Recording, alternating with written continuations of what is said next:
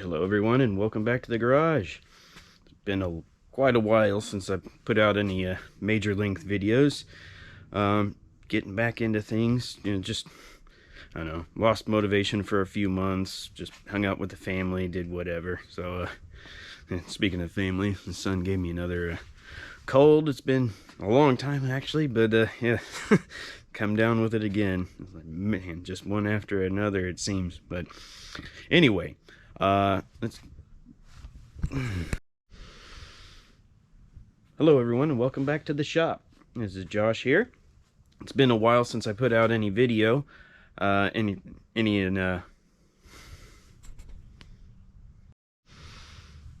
everyone and welcome back to the shop. Josh here. I know it's been a while since I put out a video of any significant length, but I feel like I'm getting ready to get back into it, start hitting things pretty hard here as winter's coming around and kind of cooped up more in the house than getting out and about. I put out a teaser about a couple of 56 Chevys I just recently grabbed, so I figured with a nice morning that I have here, I'll go ahead and do a walk around of what I got going on and where I plan to pick up here soon. So if you're curious about checking out the new 56 Chevy project cars I drug home or anything, stick around. But here we go. The first thing to catch up on is the 85 C10 that I was working on in the last few videos that I put out. That's still kind of my main vehicle that I got in the garage here. So, still have the cab painted. At the moment, I've got my 350 small block Chevy and 700 R4 that's still sitting in here, using the truck more as like an engine stand at the moment. Those I actually am going to repurpose. So in the other shop I have a 6-liter LS engine that I got from the donor truck that is all ready to go. Got the wiring harness thinned down, everything. So last thing I got to do is a small weld repair for one of the ears on the transmission that came off when I was taking everything apart. I'm going to weld that back together, then slap the engine and transmission in the frame here. So I got to yank this thing out. But that one is going to go in the 4-door 56 Chevy I just recently grabbed. But I've been doing body work. Haven't done it on the fenders yet, or most of that door, but the hood is pretty close to ready to go here. It's got a couple of layers of high build primer. It still has a few high spots from just how hail damaged and beat up this thing was, but I'm gonna put one layer of urethane high build primer on there, do a last block sand, and that's ready for paint. Pretty much the same thing like on the roof. I got that down. I had got this pretty close on the back and just kind of sprayed some more guide coat on there the last time I was out here. But you can see it still has all these deep whammos and stuff in it. And it must have been some wicked hailstorm that hit the thing. But got the fenders in the same condition as the hood. Couple of coats of high build in these areas. On the outer portion, I didn't bother with the top side because where it's most wrinkly, where it went through the deep draw dies, is just underneath the top bed cap. So like where this rail comes around, you're not really going to see it. So I was more focusing on the areas that you are. So I'm pretty happy with how these are actually coming out. Still have some sanding left to do, but it's coming along. But anyway, new projects. So I wasn't exactly looking to expand and just bring home a whole fleet of vehicles, but I was browsing around Facebook Marketplace as we do, and happened to see a deal on a 4-door 56 Chevy. This one exactly. I was like, well, that looks pretty solid in there. And as I'm flipping through, I realized the pictures changed. I was like, the car color's different. Wait a minute, this one's a 2-door. And lo and behold, it was basically buy one get one. So old boy had grabbed this 2-door car and then bought the 4-door as a parts car to put this one together. So I was like, well, two for the price of one, and he's just trying to clear out room on this place. He's, you know, one of those like 90-acre places where half the property is filled up with cars over time, and just kind of downsizes and getting rid of projects he can't get to. So I grabbed this one this past weekend in the 4-door about a month ago, and this one's in actually pretty good shape. The rocker on the passenger side has like no holes in it whatsoever. It just looks immaculate. The door skin here looks good, but it's got a really crunchy bit here in the A-pillar, the front edge of the door, and a few whammos up here, a little ding on the roof. This one I think was retired from a rather violent incident on the street at one point, so I'll get around to the other side and kind of show that. But as far as the quarter panel goes, there's like a little drag right here. That doesn't bother me that much, and it's pretty much solid from like right here at the top of the wheel opening all the way back. So really it looks like it only needs kind of a patch right here, the lower forward quarter panel patch. So pretty solid. And actually, like the sail panel thing down there is not in that great a shape, but inside the trunk is really solid. There's like one hole right up there, and then the usual rut that's at this back lip, but they have that patch that's just the back edge of the trunk. But otherwise, this trunk's in pretty good shape. And then another neat thing that this car has, it still has the original split 2-door folding bench seat, which is a really trick design if you haven't seen one.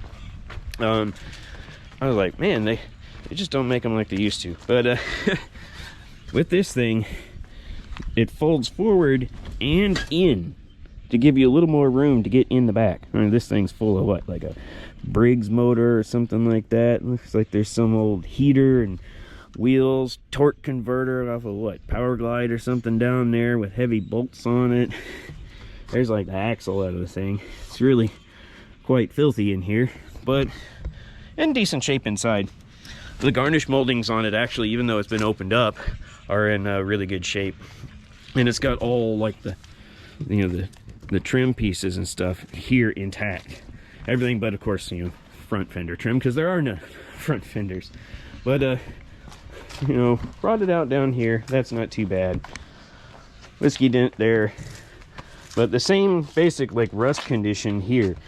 Good from the top of the wheel opening back, and then kind of crunchy from there forward. So just this lower patch.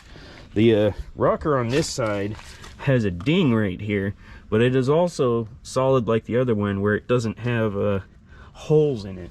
Now the door, see if we can get a side angle, maybe you can see. It's got a pretty good concave dent right there. Looks like it's peeled up a little right here, and you can see the edge of this cowl panel would need to be replaced. You can drill it all out, but it was kind of crunched in. And then here on the ground here, that's the old core support upper piece. So this thing's mangled up. I think it had a left front end collision that crushed in that side, and that's why this thing was put away. You know, originally. So I'm curious to see what the floors look like inside once I get all the junk out of there. You know, it's like, that'll be interesting. At the moment I can't open the doors. It's not forward enough on the trailer for me to, and I can't roll it because, you know, it's just got the spindles with nothing on it here. And then the rear end, let's go over here and check that out. It's just a hole. So it's pretty crunchy there too. And it was sitting down on the frame for a long time, so I'm really interested to see if the frame on this thing is any good. I need to jack it up, go along it, but it was essentially a throw-in, because for the price, I was basically paying for the 4-door 56, which is really nice compared, I mean, very complete. A lot more complete than the, I had over here, 55 that I grabbed a couple years ago. You know, this one, it's missing this little trim piece here and the one here, and the same on the other side, but otherwise really complete. So I've pulled the interior out of this thing just to look at the floor, and I will be doing a full floor pan like I've done before on the other two cars that I had. Rockers have holes, so it needs it. crunchy in the back seat. Actually not too bad past this point, but kind of outboard, it's pretty crunchy there. But it's okay. I kind of like the patina to it. I think I might, knock it with a Brillo pad or something like that and try and take the rust down here, do the old Comet wash or whatever, and then who knows, maybe I'll hit it with some clear, something like that. This is interesting. I like seeing wear patterns on stuff. You can see the ashtray and the wear marks above it where people flip their finger down for years and years and years to pull that. And here's one really cool feature of this car. It's got a key. Which is crazy. I don't know if it's from this one, but it was in here. So yeah, it doesn't go back into the lock position, so maybe it's not that one, but still, at least, had me a little excited. There's a key in the thing. So anyway, it's got all the door panels are in here, so it's got the trim piece. It's all the same condition, where the vinyl's peeled up and everything. But at least like the armrests are there, the trim pieces are there, like half the headliner's there. It looked a lot better, but with this window open going down the road, when I got it home, it had quite the rip to the headliner. Oh yeah, good sound. Needs a little love there in the hinges, but the quarters, from like the dog leg up and around, really solid. There's a whiskey dent thing there. I might get up try and just kind of knock it out a little bit. There's one on the roof. You can see the edge of it right there, that lighter color. That's from a dent, and that's kind of been pushed up. Who knows if someone pushed it by hand or just heat cycles taking that out. But you got the V, even have the license plate holder, a little remnants of moss. Dent here.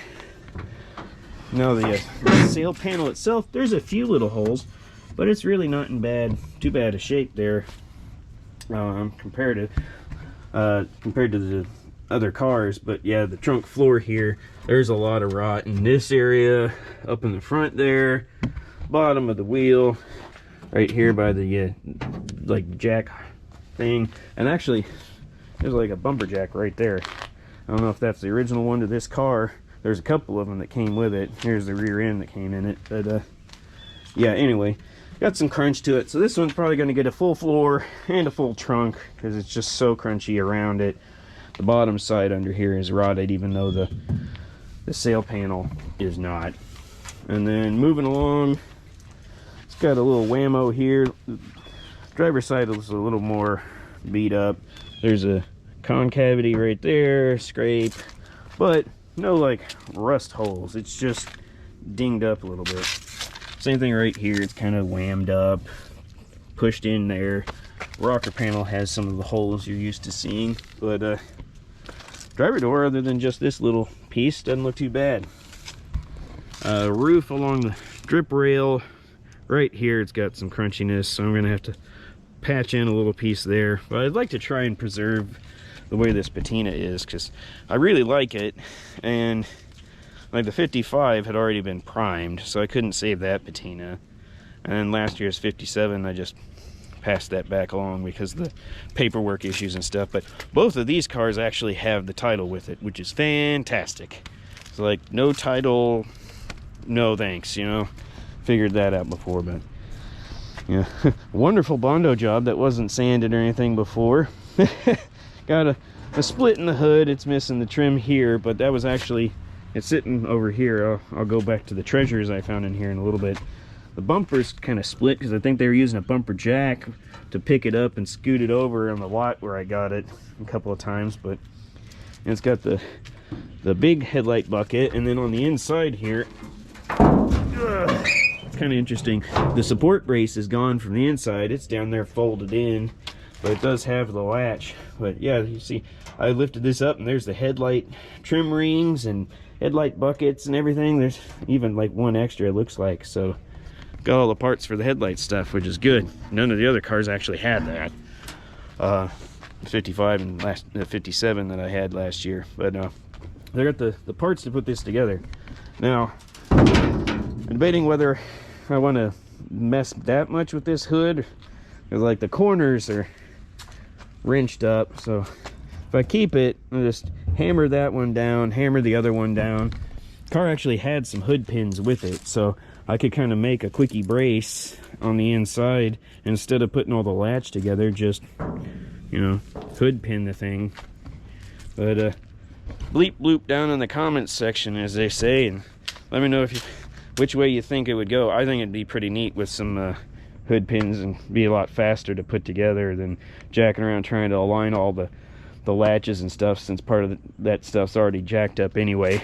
But let me know which way you think should go with that one. But I found a lot of stuff on the inside of this car. You know, those cars sit out and they become a shed basically, and start collecting stuff over time. So got an interesting hubcap, and oh, this is another part. Dirt dauber, there's mud dauber or dirt dauber nests all throughout that car. Like every single thing I took out of it had one in it. It was ridiculous. But that's some neat old Ford hubcaps in here. You know, those hubcaps had some trim rings. Then I set some of the other goodies that were in the car over here. Kind of like this Delco Remy box. Thought that was pretty neat. Had one of the oil can pour spouts, and then actually the oil can in another spout thing. I was like, this is pretty neat. It's the first can that I've come across that wasn't at a, you know, a swap meet or something, somebody wanting $50 for a dang oil can. But it only had one side for the tail light, the driver's side actually, for the folding tail light assembly for gas. It looks like it had like a Bel Air horn button on it, which it's not a Bel Air, so I don't know why that was on there. These look like some, you know, spring spacer things. It's interesting. And soft cushioning. Had the hood bar on it. Had some more bullets. Maybe these, I have to look at it. I think it's the front fender ones, possibly for this car. I haven't put them up there yet. But found this thing, which is like liquid tire chain. It was like, what in the world? Anybody ever seen this stuff? Like, it didn't spray. It didn't have any pressure lift in it. But I'd never seen or heard anything like that. Like, just spray it on your tire and go. Okay. They had legitimate tire chains that were in here too in the back seat. I pulled it up, and yeah, it had these tire chains. What other stuff did it have? Oh, this was pretty neat. Like a cobbler's thing. So it had this base, was like the shoe anvil. That was pretty cool that was in there. But anyway, you see the rear end sitting out here. It had some homemade shackle thing going on with these U-shaped pieces, and they went up to about here. It was about a foot long. The springs are pretty well straight just sitting here. I mean, they have some bend to them, but not like they should. So I think they just made basically a lift kit to get this car up. So someone probably overloaded the heck out of it at one point. But I took the rear axle from the 55 and put it over here just to get it off the trailer. You see I got those new shiny shackles on there, and that was a little bit of a fight because I couldn't remember what the cutoff was between the 2-inch hanger and the 3-inch hanger. 55 is the 2-inch, 56 and 57 have the 3-inch, so you got the step side bracket, so I had to get some new ones. But anyway, just slapped that under there and put the wheels on it just to get it off the trailer, because I needed the trailer to go grab the other car. But there we are. So this one is actually for Kate, my wife. She really likes the 4-door, thinks it's pretty neat. And one of the coolest parts about that car, I'm more partial to like a 55 or a 57, but I like the 56 is okay. But when I first grabbed the 55, her grandmother was like, oh, too bad that's not a 56, and then told me about my wife's grandfather having a 1956 Chevrolet.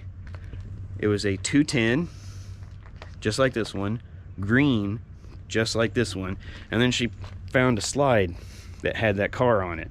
And the only difference is it had the fender skirts on it where this one doesn't. But what I'd like to do is get this thing up and driving rather quickly, and not do like the full tear down and paint and everything I usually do. Just put the new floors in it, put it together with that 350 and 700 R4 that I've already got. Fairly simple, and surprise her by like driving down, you know, this coming spring to her place and pulling up. Because when I got the, like I said, when I got the 55, she's like, oh, too bad it's not a 56. And then last year when I drug home the 57 four-door, she saw that as well. She's like, ah, too bad it's not a 56. And she went over the story again. So I think it'll be a pretty neat thing to show up with this car at her place and then take her for a ride around the lake, and you know, give her a drive in the nostalgia car that they used to have. So anyway, that's where I am at the moment. So I need to get the C10, finish the body work, do the, you know, quickie paint job in my makeshift paint booth thing before it gets too cold. Just get everything assembled, mount that engine and transmission in it, and just enough where, you know, I can fire it up and pull it in and out, so I can get that thing out of the garage and slap this this together as quickly as I can, and then we'll see where we go from there. I'm not sure, like I said, I got some more evaluation to see what this 56 two-doors condition is, you know, whether I want to build it or just kind of fix it up a little bit and put, you know, sell it and take the money from that and put it into other stuff. I don't know quite yet what I'm doing there, but I've got a lot on the plate now, and excited and motivated again to get things going. So there should be a steady stream of videos that I'll start putting out here soon. So thanks everyone for sticking with me, and I will see you next time.